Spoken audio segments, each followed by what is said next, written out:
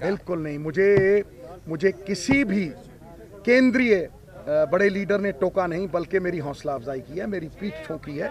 और ये धर्म का मामला है, मतलब लक्ष्मी शरीर प्राण चलायमान है, धर्म स्थिर है, धर्म अडिग है। और एक लांगे के ऊपर अगर कहो तो शेर सुना दूं? सुना दूं लास्ट वन। मैं क्या लास्ट वन? ये भी सुना दें। Last one? नहीं ओके, आफ्टर दैट ये शेर सुनाने में फिर ऑल राइट। गुरु नानक दे बोला नू हमेशा याद रखांगे ते शेख फरीद दी अजमत सदा आबाद रखांगे। जो मरकज है इबादत दा, जो मरकज है इबादत दा, सुनेहा है मुहब्बत दा, ते एक सुपना है बड़ी मुद्दत दा, ते एक सुपना है बड़ी मुद्दत दा।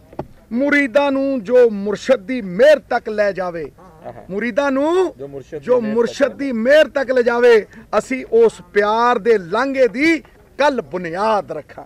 पर सुन लो, पर ये मैं कह देता हूं कि मुसाफिर हो तुम भी, मुसाफिर हो हम भी, कहीं किसी रोज फिर मुलाकात होगी।